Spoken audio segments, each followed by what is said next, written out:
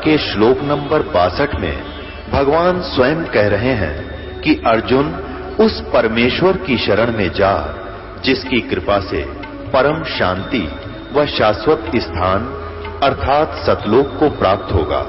वो परमेश्वर कौन है, कहां है, कैसा है, जानने के लिए कृपया अवश्य सुनिए जगत गुरु तत्वदर्शी संत रामपाल जी महाराज के अमृत वचन। श्रीमद् भगवत गीता, नीचे देखें, गीता प्रेस गोरखपुर से प्रकाशित है। जयदयाल गोविंद का इसका अनुवादक है।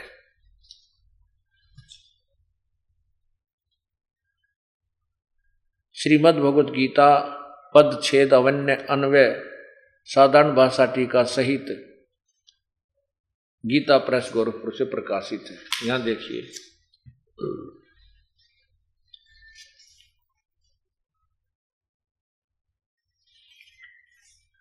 ये जयदयाल गोविंदका जी ने अपनी हाथ से जयदयाल गोविंद का अनुवाद करता है। अब इसमें आपको दिखाते हैं कि 14वें अध्याय में ये काल कहता है कि दुर्गा या प्रकृति तो मेरी पत्नी है और मैं इसके पेट में बीज स्थापित करता हूं। ये अध्याय नंबर अथ चतुर्दशो अध्याय यानी 14वां अध्याय। नीचे देखिए क्या कहता है ये काल भगवान गीता ज्ञानदाता के ज्ञानों में भी अति उत्तम उस परम ज्ञान को मैं फिर कहूंगा जिसको जानकर सब मुनिजन इस संसार से मुक्त होकर परम सिद्धि को प्राप्त हो गए हैं। क्योंकि ये तत्व ज्ञान का पता लगने के बाद सभी यहां से पीछा छुड़वा जाएंगे। इस ज्ञान को आश्रय करके अर्थात धारण करके मेरे स्वरूप को प्राप्त हुए सृष्टि के आदि में उत्पन्न नहीं होते और प्रलय काल में भी व्याकुल नहीं होते। अब देखना क्या बताता है कि हे अर्जुन, मेरी ये महत मूल ब्रह्म मूल प्रकृति, ये महत ब्रह्म, ये इसका अर्थ है, ये देखो, मम योनि महत ब्रह्म तस्मीन, इसका अर्थ है मम ब्रह्म, मुझ ब्रह्म की ये प्रकृति जो है, यहां देखना, महत ब्रह्म मूल प्रकृति संपूर्ण भूतों की योनि है अर्थात गर्भाधान स्थान है। और मैं ये काल उस योनि में चेतन समुदाय गर्भ को रूप गर्भ को स्थापन करता हूं। उस ततः माने उससे, उस जड़ चेतन के सहयोग से सभी भूतों की उत्पत्ति होती है। अब देखना नीचे चौथा अध्याय चौथा श्लोक में क्या लिखा है। हे अर्जुन, नाना प्रकार के सभी योनियों में जितनी भी मूर्तियां अर्थात शरीरधारी प्राणी हैं प्राणी उत्पन्न होते हैं। प्रकृति, यह महत ब्रह्म प्रकृति तो उन सब की गर्भ धारण करने वाली माता है और मैं बीज स्थापन करने वाला पिता हूं। यहां देखना, अब ये पांचवें श्लोक में 14वें अध्याय के 5वें श्लोक में स्पष्ट कर दिया है कि हे अर्जुन, सतगुण रजगुण और तमगुण ये प्रकृति संभवा, प्रकृति से उत्पन्न, या प्रकृति स्पष्ट शब्द लिखा है, प्रकृति माने दुर्गा, रजगुण सतगुण विष्णु है, रजगुण ब्रह्मा, तमगुण शिव जी, ये प्रकृति से उत्पन्न, प्रकृति दुर्गा से उत्पन्न तीनों गुण अविनाशी जीव आत्मा को शरीर में बांधते हैं अर्थात ये पार नहीं होने देते।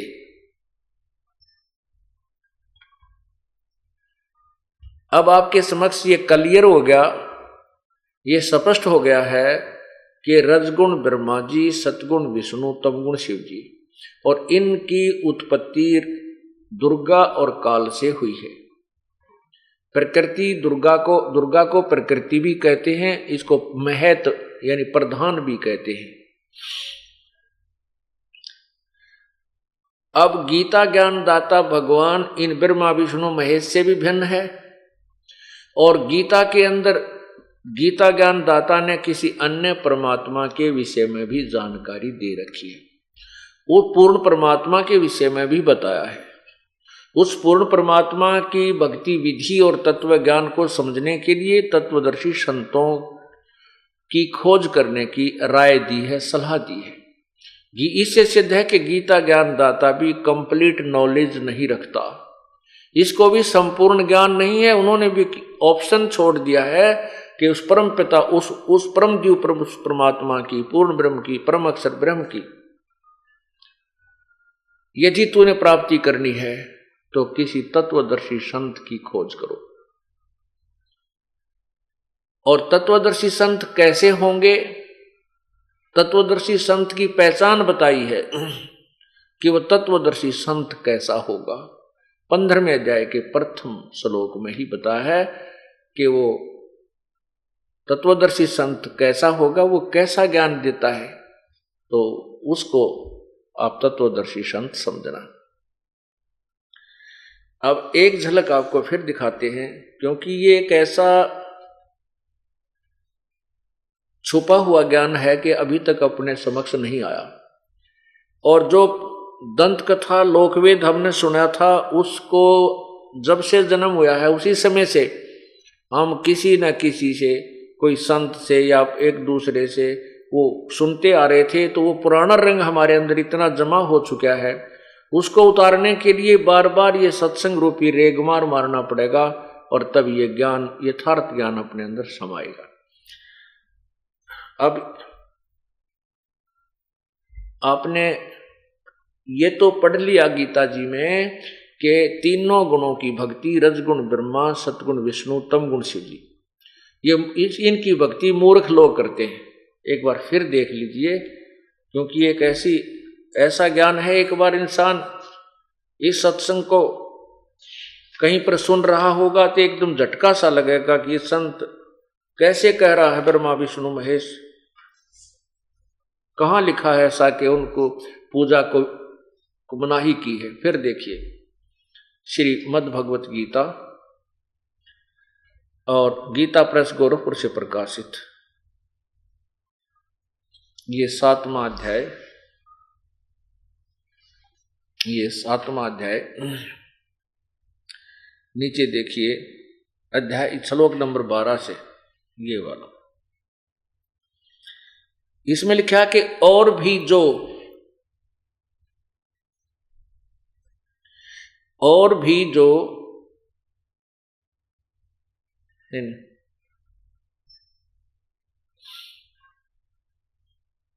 पूरा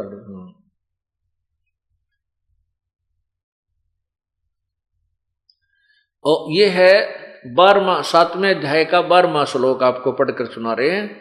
और भी जो सतगुण से यानी सतगुण विष्णु जी से उत्पन्न होने वाले भाव हैं, और जो रजगुण से तथा तमोगुण से,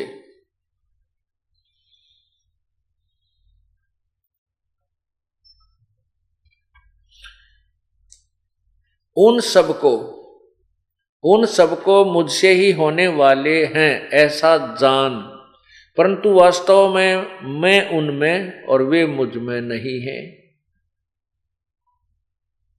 अब स्पष्ट हो गया कि तीनों गुणों, रजगुण ब्रह्मा, सतगुण विष्णु, तमगुण शिव जी से जो भी हो रहा है, उसका मुख्य कारण ये गीता ज्ञान दाता काल है, ब्रह्म है, लेकिन वो उनसे भिन्न है। आपने शिव महापुराण में पढ़ा, रुद्र संहिता में, उसमें स्पष्ट लिखा है कि ये तीनों रजगुण ब्रह्मा विष्णु महेश तीनों देवताओं में गुण हैं, लेकिन वो शिव यानी काल, सदा शिव रूपी काल रूपी ब्रह्म इनसे भिन्न है, वो गुणातीत है। तो ये हम भी स्पष्ट कर रहा है कि मैं इनमें नहीं हूं और ये मुझ में नहीं है। अब 13वें में आप देखिएगा कि क्या कह रहा गीता ज्ञान दाता कि इन तीनों गुणों की भक्ति में ये जीव उलझा रहता है। अध्याय 7 और नीचे देखिएगा श्लोक 13 में, गुणों के कार्य रूप सात्विक, राजस और तामस, इन तीनों प्रकार के भावों से ये सारा संसार अर्थात प्राणी समुदाय मोहित हो रहा है। इन तीनों गुणों से परे मुझ अविनाशी को नहीं जानता। इन तीनों गुणों से परे अर्थात इनसे अलग। अब तीन गुण याद रखना। अब इसमें त्रिगुणमयी माया आवेगी। यहां त्रिगुण इसी की व्याख्या है, क्योंकि वह दैवी अलौकिक अर्थात अति अद्भुत त्रिगुणमयी मेरी माया, ये त्रिगुणमयी मेरी माया बड़ी दुस्तर है, खतरनाक है। और जो पुरुष मुझ को निरंतर भजते हैं वे इस माया का उल्लंघन कर जाते हैं अर्थात संसार से तर जाते हैं। गीता ज्ञान दाता कहता है कि जो ब्रह्मा विष्णु महेश, रजगुण ब्रह्मा, सतगुण विष्णु, तमगुण शिव जी से ऊपर मुझे भजते हैं तो इनसे ऊपर उठ जाते हैं, ये इन बाधक कम बनते हैं। नीचे देखना, अब 15वें श्लोक में स्पष्ट कर दिया है कि इस माया के द्वारा अर्थात ब्रह्मा विष्णु महेश के ही ऊपर आश्रित इनसे मिलने वाले लाभ के ऊपर जिनका ज्ञान हरा जा चुका है, माया के द्वारा जिनका ज्ञान हरा जा चुका है, असुर स्वभाव को धारण किए हुए मनुष्यों में नीच, ओए होए, दूषित कर्म करने वाले मूढ़ लोग मुझको नहीं भजते।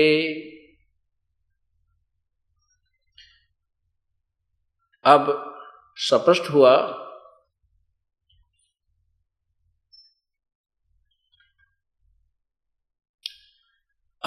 हुआ कि तीनों गुण रजगुण ब्रह्मा, सतगुण विष्णु, तमगुण शिव जी की साधना करने वालों को मूर्ख बताया है। राक्षस स्वभाव को धारण किए हुए मनुष्यों में नीच लिखा है, दुष्कर्म करने वाले। पुण्यात्माओं, ये दास भी हिंदू धर्म में जन्म हुआ, प्रथम बार ये ज्ञान सुना था तो बड़ा झटका सा लग गया था, और आंखों देखकर इन प्रमाणों को भी ये स्वीकार्य नहीं हो रहा था कि ब्रह्मा विष्णु महेश से ऊपर कोई शक्ति है और इनकी पूजा नहीं करनी चाहिए। इनको इष्ट रूप में पूजन नहीं बताया, बाकी अनादरणीय नहीं है। अभी आपको क्लियर करेंगे कुछ देर में।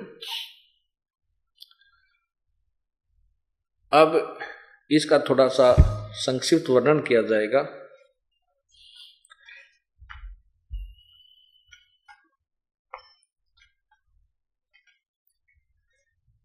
अब आपको प्रमाण देते हैं कि तीनों गुणों की पुजारियों को क्यों ऐसे बताया है। जैसे रावण ने भक्ति की थी तमोगुण भगवान शिव की, उसने क्या क्या जुल्म किए। एक पर नारी का अपहरण किया और राक्षस कहलाया। राक्षस स्वभाव को धारण किए हुए मनुष्यों में नीच ऐसा दुष्कर्म कर दिया कि भगवान की पत्नी यानी त्रिलोक की जननी को भी यानी माता को ही अपहरण कर लाया, राक्षस कहलाया। एक भस्मागिरी नाम का साधु था, उसने भगवान शिव के द्वार के आगे यानी मकान के सामने 12 वर्ष तक ऊपर को पैर करके नीचे को शीश करके भगवान शिव की उपासना की, तमोगुण भगवान शिव की उपासना की। जब वो 12 वर्ष तक साधना करता रहा, एक दिन पार्वती जी के कहने तक भगवान शिव ने पूछा कि हे महात्मा जी, आप मांगो, क्या मांगना चाहते हो मेरे से। भस्मागिरी ने उसी आसन पर तप करते हुए ज्यों का त्यों उल्टा ऊपर को पैर किए हुए कहा कि आप वचनबद्ध हो जाओ, तब मैं अपना ये तप बंद करूंगा। भगवान शिव ने कहा ठीक है, मैं वचनबद्ध हो जाता हूं, मांग क्या मांगता है। तो वचनबद्ध होते सीधा खड़ा हो गया। तप इसीलिए इतनी देर तक तप कर रहा था, इसी वास्ते खड़ा कहने लगा कि मुझे आप अपना भस्म कड़ा दे दो। एक भगवान शिव के पास एक कंगन था, कड़ा था, भस्म कंडा। उसमें वो शक्ति थी कि जिसके ऊपर शीश पे न्यू करके सिर के ऊपर ऐसे करके कह दे भस्म, वही प्राणी जल जाता था, राख हो जाती थी। इसका ज्ञान भगवान इसका ज्ञान उस भस्मागिरी को था। और भस्मागिरी के मन में के खोट था कि शिव जी की तपस्या करके शिव जी से ही भस्म कंडा लेकर शिव जी ने मारूं और पार्वती को पत्नी बनाऊं। जिसके उस दुष्ट उद्देश्य को भगवान शंकर भी ना समझ सके। इससे सिद्ध हुआ कि ये अंतर्यामी भी को ना, भगवान विष्णु जी शिव जी अंतर्यामी भी सिद्ध नहीं हुए, क्योंकि वो उसके खोट अंदर के खोट को नहीं जान सके। ये किस लिए साधना कर रहा है, तेरा शत्रु बन के तेरी तपस्या कर रहा है। अब भगवान शिव नर महात्मा के हैं, उन्होंने सोचा भी महात्मा है, जंगल में रहना होता है, अपनी सुरक्षा के लिए कड़ा मांगा होगा, दे देता हूं, ले भाई पकड़े। अब जब उस भस्मागिरी के हाथ में भस्म कंडा आया तो तेवर बदल गया उसी समय। कहने लगा, होले शंकर होशियार, तुझे मारूंगा, पार्वती को अपनी पत्नी बनाऊंगा। बताया को बात हुई। भगवान शिव जी ने सोचा, अच्छा मूर्ख रहे तो देख, पागल मेरे पीछे पड़ लिया। अब भगवान शिव जी आगे आगे बस और भस्मागिरी पीछे पीछे। तो भगवान शिव विष्णु जी को पता चला, उन्होंने पार्वती रूप धारण किया और भस्मागिरी के सामने आकर खड़े हो गए और बोले कि भस्मागिरी रुक जा, क्यों भाग रहा है, आजा मेरे पास बैठ जा। भस्मागिरी तो ऐसी दुष्ट कर्म के लिए ये सब कुकर्म कर रहा था। 12 वर्ष तक की जो परिश्रम किया, वो पार्वती को देखते खड़ा हो गया। पार्वती जी ने कहा कि आप मुझे डांस करके दिखाओ। अब भस्मागिरी बोला, मैं तप करनिया आदमी और मुझे डांस वांस करना कुछ नहीं आता। पार्वती रूप में भगवान विष्णु जी कहने लगे, मैं तुझे डांस करना सिखाती हूं, इस हाथ को ऐसे कर, इस हाथ को ऐसे कर, इसको ऐसे कर, इस पैर को ऐसे कर। वो करेगा मूर्ख, उसकी तो बकवाद में ध्यान था। कहने लगे, इस हाथ को ऊपर ला। जब नो इस सिर पे आ लिया ना वो कड़ाई वाला हाथ, तो भगवान ने कह दिया भस्म। वो भस्मागिरी भस्म हो गया। वो भस्मागिरी फिर भस्मा असुर कहलाया। भस्मा असुर गिरी से भस्मा असुर यानी भस्मा राक्षस बन गया। फिर भगवान विष्णु ने दौड़े जा रहे शंकर के सामने प्रकट होकर कहा कि भोलेनाथ रुक जा। विष्णु जी, भगवान शंकर बोले, विष्णु भाग ले भाग ले। वो ऐसे ऐसे उसने भस्मागिरी ने मेरे से भस्म कंडा प्राप्त कर लिया है, वो फूंक देगा, भाग ले। तो भगवान विष्णु ने कहा कि ये देख, तेरा भस्म कंडा मैं ले आया हूं और उसको भस्म कर दिया है। तो कहने का भाव ये है कि तमोगुण की उपासना करने वाले राक्षस स्वभाव को धारण किए हुए मनुष्यों में नीच दुष्कर्म करने वाले ये मूर्ख सिद्ध हो गए। तमोगुण के उपासक तो ऐसे। अब ब्रह्मा का रजोगुण का उपासक श्री विष्णु जी के साथ हिरण्यकशिपु ने द्वेष लगा लिया और ब्रह्मा जी की उपासना की, ब्रह्मा जी की साधना करके सिद्धि प्राप्त कर ली। सिद्धि प्राप्त करके फिर अपने आप भगवान बन बैठा, अपने ही पुत्र का शत्रु बन गया कि मेरी भक्ति करो, विष्णु भगवान की पूजा मत करो। राक्षस कहलाया, कुत्ते वाली मौत मरा।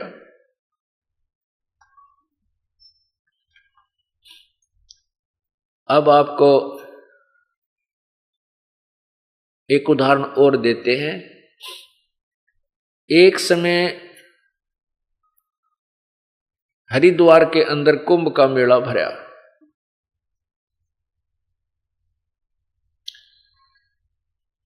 कुंभ का मेला भरता है, उसमें स्नान करने के लिए सभी ऋषिजन, ये महात्मा, गिरी, पुरी, नाथ, कनपाड़े, नाग्य, वैष्णो, ये सब जाते हैं और वहां जाकर के ये अपने अपने ग्रुप में, अपने अपने समुदायों में इकट्ठे हो जाते हैं और फिर वो इकट्ठे ही स्नान करने के लिए उस विशेष तिथि को विशेष समय में जो पूर्व निर्धारित किया गया होता है कि इस दिन पर भी लगेगी उस स्नान की, वो स्नान करने के लिए जाते हैं। इसी प्रकार आज से लगभग 350 वर्ष पूर्व एक कुंभ का मेला हरिद्वार में हर की पैड़ियों पर भी हुई थी, उसकी यानी भरा था। उसमें स्नान करने के लिए सबसे पहले नागा, कति नंगे रहा करें, उनको नागा साधु कहते हैं, वो भी शिव जी के पुजारी हैं। ये नागा, गिरी, पुरी, नाथ, नागा को उग्गड़ भी कहते हैं, ये भगवान शंकर तमोगुण के उपासक हैं। और वैष्णु साधु ये विष्णु जी के उपासक हैं, सतगुण विष्णु जी के। अब नागा सबसे पहले जाकर के हर की पैड़ियां पर स्नान करने की तैयारी करने लगे। पीछे से वैष्णु साधुओं का वो समुदाय आ गया, पूरा जो ग्रुप आ गया। उन्होंने कहा वैष्णु ने कि ए नागा लोगो, तुम अभी स्नान मत करना, प्रथम स्नान हम करेंगे, हम सर्वश्रेष्ठ साधु हैं, हम विष्णु जी के उपासक हैं, विष्णु जी तीनों में श्रेष्ठ है। नागाओं ने कहा कि हम सर्वश्रेष्ठ हैं और तुम बाद में स्नान करना, पहले गंगा में हम स्नान करेंगे। विष्णु साधु बोले तुम कहाँ के श्रेष्ठ हो, कहाँ के तुम उत्तम हो, शरण फट तुम नाना ने धोना, तुम टट्टी के हाथ भी ना धोते, पशु की तरह नंगे फिरते हो, राख लपेटे फिरते हो, और दूर हो जाओ, हम स्नान करेंगे, हम वैष्णु साधु हैं, हम सर्वश्रेष्ठ हैं। अब उधर से नागा और उधर से विष्णु के उपासक, सतोगुण के उपासक वैष्णु आपस में उलझ गए। अब स्नान करना पर बीता गए भूल, तलवार निकाल ली, त्रिशूल निकाल लिए और मुक्का वो उसका मारे 25,000 नागा और वैष्णु, यानी तमोगुण शिव जी के उपासक और सतोगुण विष्णु के उपासक, 25,000 वो साधु कटका मर गए, कत्लेआम हो गया। उस गंगा के पानी में लाशा लाश तरह सब उतर रहे थे, लाल पानी हो गया उस गंगा जी का। 25,000 आदमी उतरा गजब हुई। अब ये विचार करना पुण्यात्माओं, इस तत्व ज्ञान से हमें समझ में आएगा ये कहानी क्या है, हम क्या कर रहे हैं, क्या करना चाहिए था।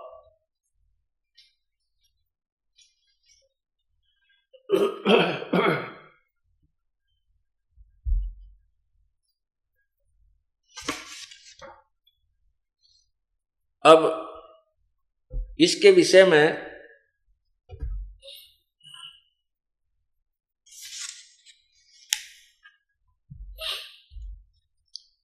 क्या बताया है? तीर तुपक तलवार कटारी जमदड़ जोर बधावे हैं, हर पैड़ी हर हेत न जाना वहां जाकर चलावे हैं। काटे शीश नहीं दिल करुणा वो जग में साध कमावे हैं, जो जन उनके दर्शन को जावे उनको भी नरक पठावे हैं। यो भी बैदा है बैदे से वेद अलैदा, यो भी बैदा। अब परमात्मा की प्यारी आत्मा आदरणीय गरीबदास साहिब जी ने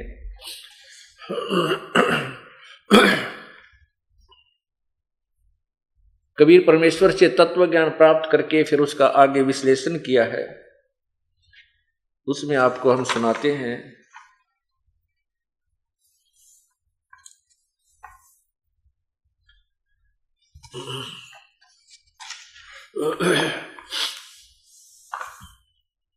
सदग्रंथ के अंदर बहदे का अंग है, बैरागी सन्यासी सब ही चूतड़ छार लगावे हैं, 500 रांड 2500 लड़के धूंधू धार मचावे हैं। अब देखो परमात्मा ने क्या कहा है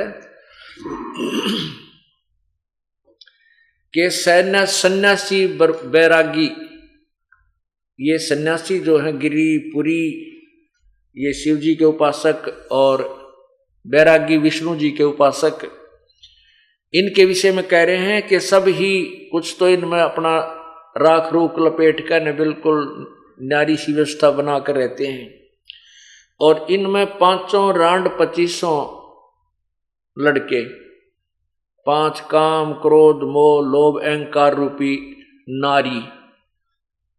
अब क्या बताते हैं कि सन्यासी कैसे बनते हैं कि घर छोड़ दिया और सन्यास ले लिया। परमात्मा कहते हैं एक नारी त्याग दीनी 5 नारी गैल बे, पाया ना द्वारा मोक्ष का सुखदेव करी बहु सैल वे। एक स्त्री को छोड़ देने मात्र से आप बैरागी सन्यासी नहीं बन जाते। तो यहां कहते हैं 5 नारी काम क्रोध मोह लोभ अहंकार इनको त्याग दब वैरागी होगा। और फिर 25 इसकी प्रकृति है इनकी, 5 तत्व 5 इनके जो आगे विभाग हैं, तो उसके बारे में कहते हैं 5 रांड 2500 लड़के, ये काम क्रोध मोह लोभ अहंकार और साथ में शब्द सप्रस रूप रस गंध आदि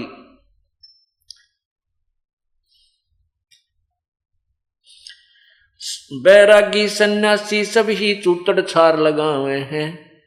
5 रांड 2500 लड़के धूं धार मचावे हैं। जो भी बैदा है, बैदा माने व्यर्थ यूजलेस, मतलब कति जिसका कोई फायदा नहीं करने का, जो साधनाएं तुम करते हो वो बैदा में गिनी है, वो व्यर्थ गिनी है, यूजलेस।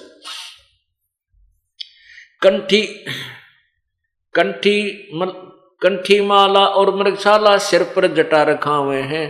ढोलक ताल दालरी पीटे हैं, फिर तानारी री गावे हैं। यो भी बैदा है, ये भी व्यर्थ की बकवाद है, ये भक्ति मार्ग नहीं है। बैदा क्यों जाना हम सतगुरु भेंट्या यूं जाना, क्योंकि तुमने के पता लग गया कि ये व्यर्थ है। तो गरीबदास जी कहते हैं हमने सतगुरु मिल गए, वो तत्वदर्शी संत यानी पूर्ण परमात्मा स्वयं तत्वदर्शी संत की भूमिका करने जब कबीर परमेश्वर आए थे, गरीबदास जी को मिले थे पर स्वयं आकर के, और सतलोक दिखाया था। उसके बाद इस तत्व ज्ञान का प्रचार गरीबदास जी ने इस प्रकार किया।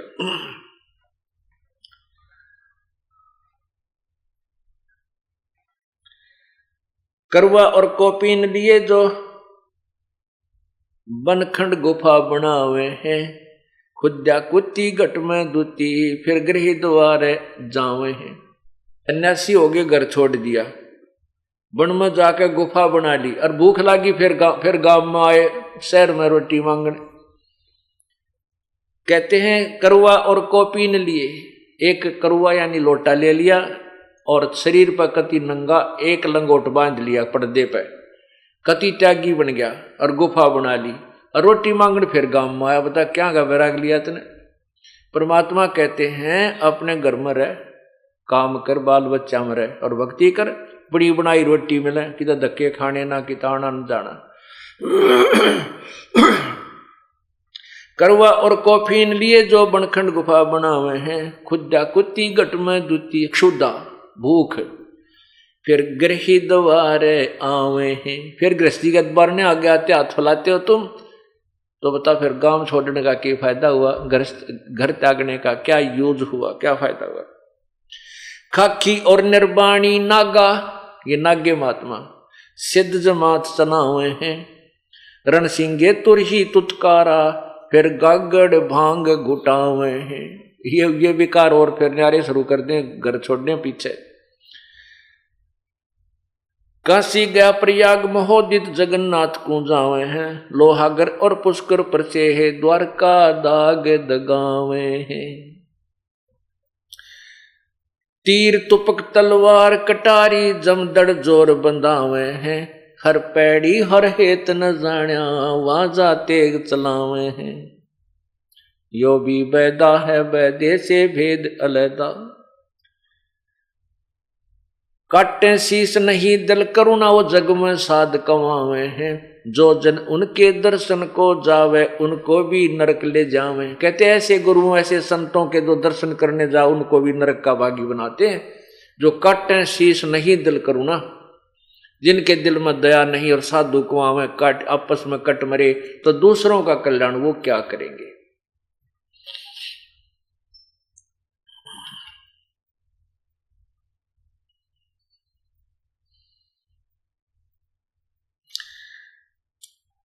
सन्यासी शंकर को भूले बम्ब महादे झावे हैं, काकड़ भांग तमाखू पीवे बकरे काट तड़ावे हैं। सन्यासी शंकर को भूले वो बम्ब महादे जावे हैं। आपने देखा होगा कि भगवान शिव के उपासक जब कावड़ लाते हैं वो ना तो शंकर भगवान कहें, वो इन्हों क्या आख रहे हैं ओ बोले, और लड़कियां बहनों को कहेंगे ए बोड़ी आगे नोले, यानी आप पर तो बोले बन रहे हैं, आप पर बोड़ी बन गए। भगवान की वो इज्जत कर रहे हैं या बेइज्जती या भी समझ में ना आती। और फिर क्या बोलते आते हैं बम बम बम बम, ये कोई प्रभु का नाम नहीं है। तो कहते हैं सन्यासी शंकर को बोले बम्ब महादे धावे हैं, परमात्मा को बम्ब बम्ब करके वो याद करते हैं। उस शंकर जी के यथार्थ नाम से भी परिचित नहीं है। वो यथार्थ नाम भी ये दास आपको बताएगा जिससे भगवान शिव का लाभ आपको प्राप्त होगा। अब आपने सुना कि तीनों गुण रजगुण ब्रह्मा सतगुण विष्णु तमगुण शिव जी के पुजारियों को पवित्र गीता जी अध्याय नंबर 7 के श्लोक 12 से 15 में राक्षस स्वभाव को धारण किए हुए मनुष्यों में नीच दुष्कर्म करने वाले मूर्ख, ये 4 उपमा दी है इकट्ठी। ये इसलिए है जो आपको अभी उदाहरण स्पष्ट किया, उदाहरण के द्वारा आपको स्पष्ट किया। अब गीता ज्ञानदाता ब्रह्म अपने विषय में भी कहता है कि मेरी भक्ति भी अनुत्तम है, अश्रेष्ठ है, क्योंकि गीता अध्याय नंबर 4 श्लोक 5 में कहा कि अर्जुन तेरे और मेरे बहुत जन्म हो चुके हैं, तू नहीं जानता मैं जानता हूं। अब जन्म और मृत्यु होती रहेगी तो जीव सुखी नहीं है। पूर्ण सुख तभी प्राप्त होगा, मोक्ष तभी प्राप्त होगा जब हम सदा के लिए जन्म मृत्यु से मुक्त हो जाएंगे। उसके विषय में गीता ज्ञानदाता भगवान कहता है कि उसके लिए किसी तत्वदर्शी संत की खोज कर। अब आपको दिखाते हैं 7वें अध्याय के 18वें श्लोक में अपने विषय में कहा है कि मेरी भक्ति भी अनुत्तम है। ये देखिएगा पवित्र गीता जी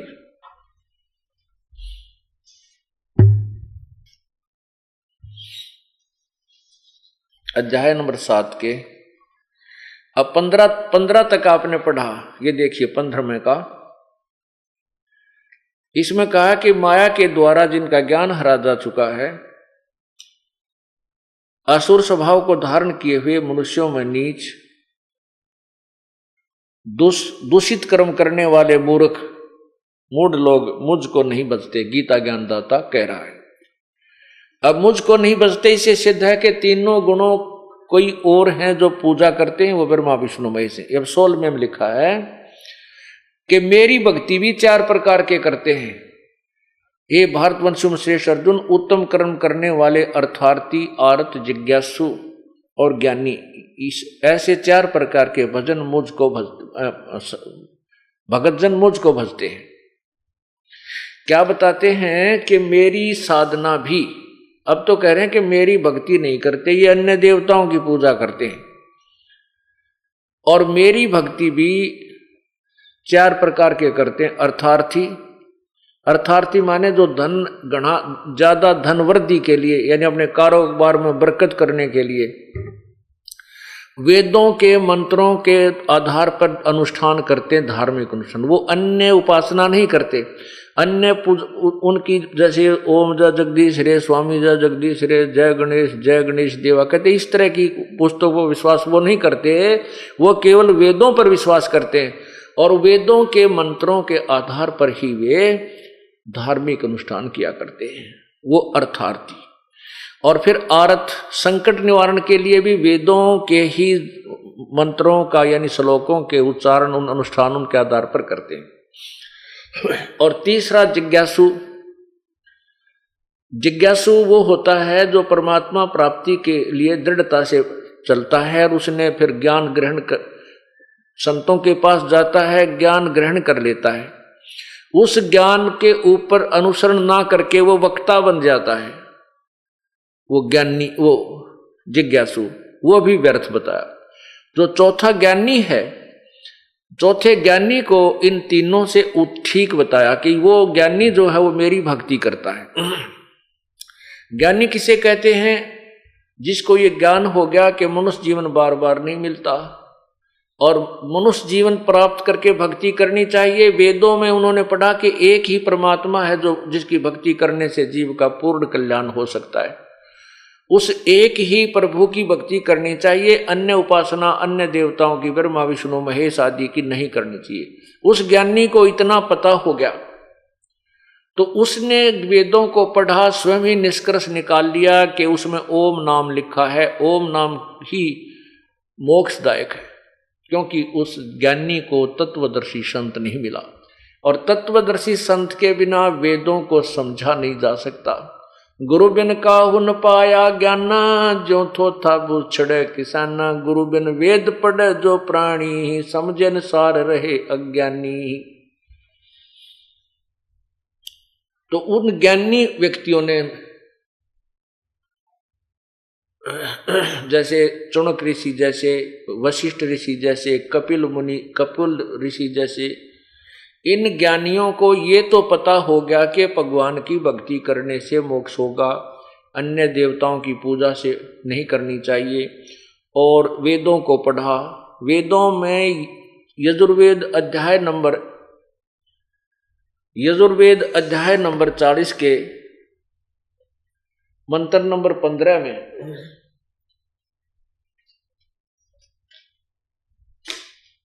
लिखा है कि ओम नाम की भक्ति कर, मेरा ओम नाम है।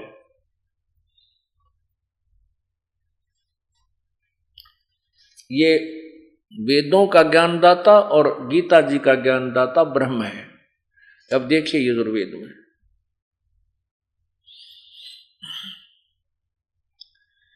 यजुर्वेद, इसमें 40वें अध्याय के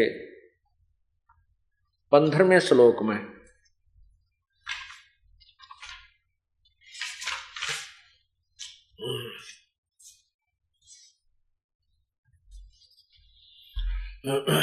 इसमें है 40वां अध्याय यजुर्वेद भाषा भाष्यम 44वां अध्याय यानी 40वां अध्याय। नीचे देखो यहां पर ये 15वां मंत्र है। इसमें लिखा है वायु अनिलम अमृतम भस्मांतम शरीरम ओम करतो समर, ओम करतो समर, किलवे समर और करतुम समर। इसका क्या अर्थ बनता है कि ओम नाम का स्मरण। अब ये अनुवादकर्ता ने इसको गलत किया है, महर्षि दानंद जी का द्वारा किया हुआ ये। इन्होंने इसमें स्पष्ट लिखा कि ओम करतो समर, करतो माने काम करते करते, किलबे माने विशेष कसक के साथ, और कर्तुम अपना वास्तविक कर्तव्य जानकर, मनुष्य जीवन का मूल कर्तव्य जानकर ओम नाम का सिमरण कर। इसका सीधा अर्थ बनता है वायोर अनिलम अमृतम इदम भस्मांतम शरीरम। इसका क्या अर्थ बनता है कि जब शरीर छोड़कर जाएगा, जब तेरे शरीर का अंत होगा, तेरा शरीर नष्ट होगा, उस समय तक भक्ति करते रहना और तेरा जो ये 5 तत्व, ये अंदर सूक्ष्म शरीर है वो अमर हो जाएगा, अर्थात उसमें कुछ शक्ति प्राप्त हो जाएगी। अब इसमें क्या अनुवाद किया है कि हे कर्म करने वाले जीव, तू शरीर छूटते समय ओम, इस नाम वाच्य ईश्वर को, इस नाम वाच्य, ओम का जाप नहीं, इस नाम वाच्य ईश्वर को स्मरण कर।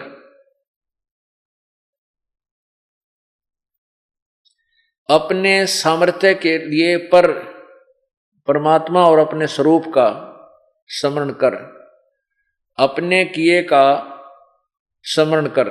इस संसार का धनजादि रूप वायु कारण रूप, वायु को कारण रूप वायु अविनाशी कारण को धारण करता, इसके अनंतर यह नष्ट होने वाला सुखादि का आश्रय शरीर अंत में भस्म होने वाला होता है, ऐसा जान। इसका सीधा सा अर्थ है, देखो फिर समझदार आदमी हो, ओम करतो समर किलवे समर करतुम समर। ओम नाम का जाप काम करते करते सिमरण करो, कलबे माने विशेष कसक के साथ सिमरण कर, और करतुम अपना मूल कर्तव्य जानकर सिमरण कर। सीधा से अर्थ है, इसमें कोई गोलमोल की बात है कोई ना। अब ये तो गीता ज्ञान वेद ज्ञान दाता अपने लिए कह रहा है। अब इसमें 17वें श्लोक में दो भगवान, कोई और भगवान बताया है, नीचे देखो 17वां। इसमें लिखा है कि हे मनुष्यो, जिस ज्योति स्वरूप रक्षक मुझ से अविनाशी यथार्थ कारण के आच्छादित मुख के तुल्य उत्तम अंग का प्रकाश किया जाता है, जो वह प्राण व सूर्य मंडल में पूर्ण परमात्मा है। यानी वेद ज्ञान दाता किसी और पूर्ण परमात्मा के विषय में कह रहा है। वह पर प्रोक्ष रूप, वो तो गुप्त है, प्रोक्ष रूप है। और अहम में खम्भ माने स्वर्ग भी होता है या आकाश भी अर्थ होता है। मैं आकाश में, मैं ब्रह्म, अहम ब्रह्म, ये ऊपर इसका देखना। हर्मेन पात्रेण सतस्य अपहितम मुखम ये असौ आदित्य पुरुष स अहम ओम खम्भ ब्रह्म। ओम अहम मैं, ओम खम्भ ब्रह्म, खम्भ माने स्वर्ग में ब्रह्म। मैं जो गीता वेद ज्ञान दाता कह रहा है कि मैं ब्रह्म, और ओम नाम के जो जाप करते हैं उसको ब्रह्म तक ले जाता, यानी स्वर्ग तक जाते हैं।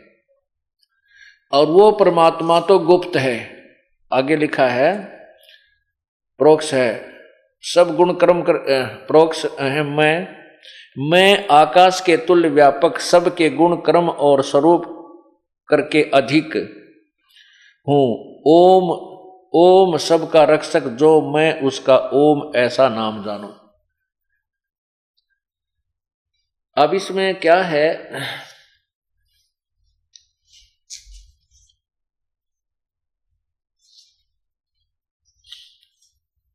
कि ओम नाम का जाप है ब्रह्म का। अब इसके साथ साथ आपको यही गीता ज्ञान दाता ब्रह्म अपने विषय में 8वें अध्याय के 13वें श्लोक में कहता है कि मेरा ओम नाम है। ये पवित्र गीता जी देखिएगा 8वें अध्याय के 13वें श्लोक में।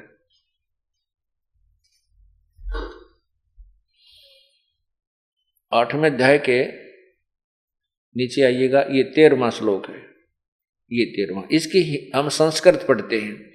ओम इति एक अक्षरम ब्रह्म व्यवहारन माम अनुस्मरण, यह प्रयाति तजन देहम स याति परमाम गतिम।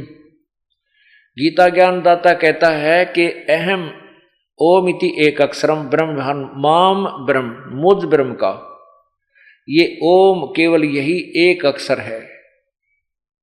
ओम केवल यह एक अक्षर है, व्यवहारन यानी उच्चारण करके स्मरण करने का।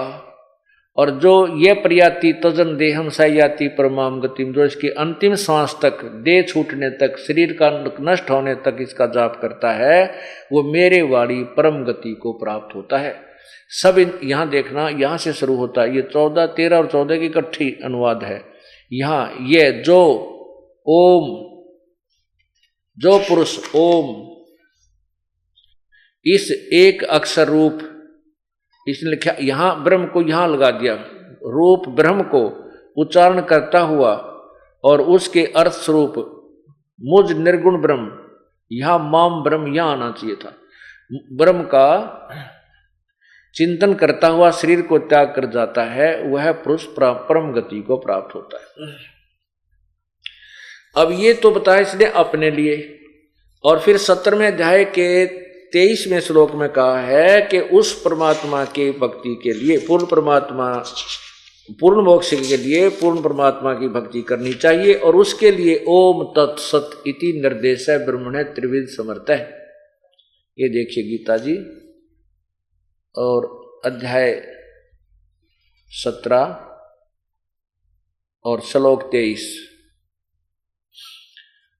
इसमें लिखा है कि ओम तत्सत इति निर्देश है ब्रह्मणे त्रिविध समर्थ है ब्राह्मणा तेन वेदा च यगा च विहिता पुरा।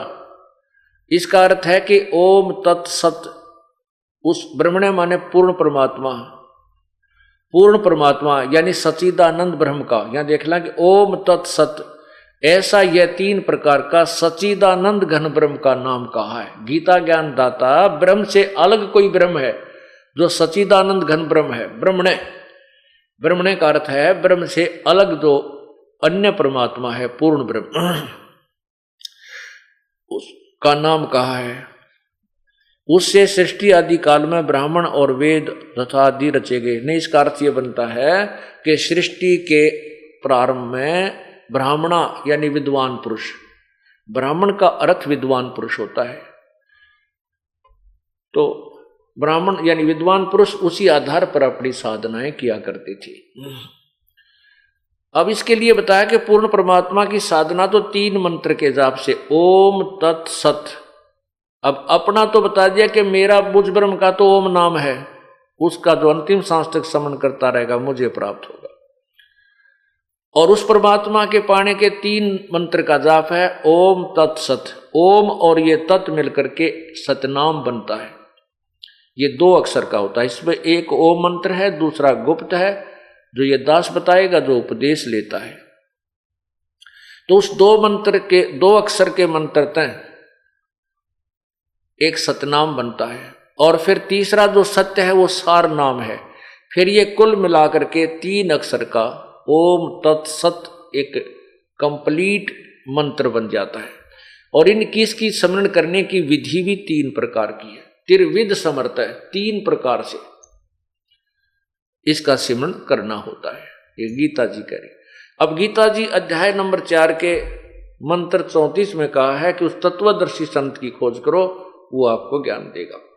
अब इससे पूर्व हम ये बताना चाहेंगे कि गीता ज्ञान दाता ने अपने वाली परम गति को भी अश्रेष्ठ कहा। क्यों कहा है?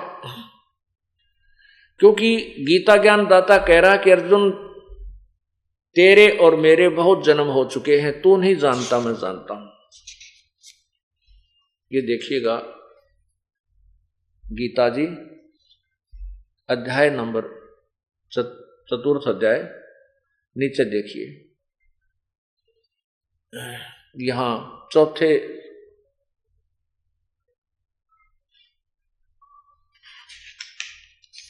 5 में ये है, ये 5वां श्लोक है नीचे, ये वाला ये 5वां श्लोक है। यहां देखना, हे परंतम अर्जुन मेरे और तेरे बहुत से जन्म हो चुके हैं, उन सबको तू नहीं जानता मैं जानता हूं। फिर इसमें लिखा कि मेरे जो जन्म और मृत्यु हैं वो अलौकिक है। यह देखना, हे 9वां श्लोक, हे अर्जुन मेरे जन्म और कर्म दिव्य अर्थात निर्मल और अलौकिक है। इसी प्रकार जो मनुष्य तत्व से जान लेता है वह शरीर को त्याग कर फिर जन्म को नहीं प्राप्त होता, मुझे प्राप्त होता जैसे भी। अब ये क्या कहता है कि मेरे और तेरे बहुत जन्म हो लिए, तू नहीं जानता मैं जानता हूं। मेरे जन्म और मृत्यु अलौकिक है। इससे सिद्ध है कि जन्म मृत्यु तो गीता ज्ञान दाता का भी होता है, अविनाशी नहीं है। 10वें अध्याय के दूसरे श्लोक में आप देखिएगा स्पष्ट किया है। यही काल कहता है कि अर्जुन मेरे जन्म को, मेरी उत्पत्ति को ये देवता लोग नहीं जानते, क्योंकि ये मेरे से उत्पन्न हुए। स्पष्ट है, क्योंकि ब्रह्मा विष्णु महेश और ब्रह्मा विष्णु महेश के बाद फिर अन्य देवता उत्पन्न हुए। ये सभी काल से उत्पन्न हुए, दुर्गा के माध्यम से हुए। इसलिए जन्म तो इसका है, लेकिन ये देवता नहीं जानते क्योंकि ये इसके बेटे हैं, पुत्र हैं। पुत्र पिता की उत्पत्ति को नहीं बता सकते और पिता की उत्पत्ति को तो दादा बता सकता है, क्योंकि वो उससे उत्पन्न हुआ होता है। अब देखना श्रीमद् भगवद गीता अध्याय नंबर 10 और श्लोक नंबर 2, ये देखिएगा। मेरी उत्पत्ति को, लीला से प्रकट होने को, मेरे प्रभाव माने उत्पत्ति, मेरी उत्पत्ति को न देवता लोग जानते हैं न महर्षि जन ही जानते हैं, क्योंकि मैं सब प्रकार से देवताओं का और महर्षियों का आदि कारण हूं, यानी इनकी उत्पत्ति का कारण हूं। इससे स्पष्ट हो गया कि गीता ज्ञान दाता यानी ब्रह्म ज्योति निरंजन का जन्म तो हुआ है, लेकिन ये देवता और महर्षि नहीं जानते, क्योंकि ये तो इससे उत्पन्न हुए। अब ब्रह्म की उत्पत्ति को कौन बताओगा? पूर्ण ब्रह्म, जो इस ब्रह्म का भी पिता है। उसने स्वयं आकर के चारों युगों में प्रकट होकर के इस पूरी सृष्टि रचना को और ब्रह्म की और दुर्गा की उत्पत्ति, सब जीवों की उत्पत्ति, ब्रह्मा विष्णु महेश के जन्म की व्याख्या निर्णायक तरीके से की। और वो इस कलयुग में भी 600 वर्ष 550 वर्ष पूर्व परमात्मा ने आकर के इसी तत्व ज्ञान को, सदग्रंथों के जो निर्णायक ज्ञान को सिंपल लैंग्वेज में कबीर वाणी के अंदर लिपिबद्ध करवा दिया, जो आज हमारे पास प्रमाणित है। अब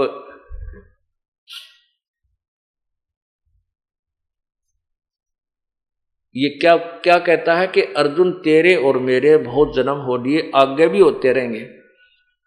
दूसरे गीता जी अध्याय नंबर 2 के श्लोक 12 में भी लिखा है कि ये सामने खड़े सैनिक तू और मैं पहले भी थे, आज भी हैं, आगे भी होंगे। ये मत सोचना कि हम अभी अभी हैं। इससे सिद्ध है कि गीता ज्ञानदाता भी जन्मता और मरता है, इसकी भी मृत्यु होती है। इसलिए ये कहता है कि मेरे को प्राप्त होकर प्राणी फिर जन्म मृत्यु को प्राप्त होते हैं। लेकिन इसलिए अर्जुन तो उस परम पद उस सर्वभाव से उस परमेश्वर की शरण में जा, जिसकी कृपा से तू परम शांति और शाश्वत सतान सदा रहने वाले लोक को चला जाएगा। 15वें अध्याय के 4 श्लोक में कहा है कि तत्वदर्शी संत की प्राप्ति के उपरांत उस परम पद परमेश्वर की खोज करनी चाहिए, जहां जाने के बाद साधक फिर लौटकर संसार में नहीं आता। अब आपको बिल्कुल श्रेय से सुनाऊंगा इस तत्व ज्ञान को, पहले थोड़ा सा हिंट देता हूं। श्रीमद् भगवद गीता अध्याय नंबर 15 श्लोक नंबर ये देखिएगा 4। अब कहते हैं तत्वदर्शी संत की प्राप्ति के उपरांत फिर उसके द्वारा प्राप्त ज्ञान के आधार पर उसके पश्चात उस परम पद रूप परमेश्वर को भली भांति खोजना चाहिए, जिसमें गए हुए पुरुष फिर लौटकर संसार में नहीं आते, और जिस परमेश्वर से पुरातन संसार वृक्ष की प्रवृत्ति विस्तार को प्राप्त हुई है, उसी आदि पुरुष नारायण के मैं शरण हूं। गीता ज्ञानदाता कहता मैं भी उसी की शरण हूं। इस प्रकार दृढ़ निश्चय करके उस परमेश्वर का मनन और निधिध्यासन करना चाहिए। गीता ज्ञानदाता किसी और भगवान की पूजा के लिए कह रहा है। इससे सिद्ध है कि गीता ज्ञानदाता भगवान की भक्ति भी सर्वश्रेष्ठ नहीं है, उत्तम नहीं है, अति उत्तम नहीं है। अब यहां इसलिए गीता ज्ञानदाता ने कहा है कि ये ज्ञानी पुरुष, देखिए 7वें अध्याय के 18वें श्लोक में, ये ज्ञानी पुरुष हैं तो नेक आत्मा, ये चाहते हैं कि हम अपना कल्याण करवाएं, लेकिन इनको तत्वदर्शी संत ना मिलने के कारण ये मेरे वाली अनुत्तम गति में, मेरे वाली घटिया साधना के अंदर आश्रित रहे। ये देखिएगा श्रीमद् भगवत गीता अध्याय नंबर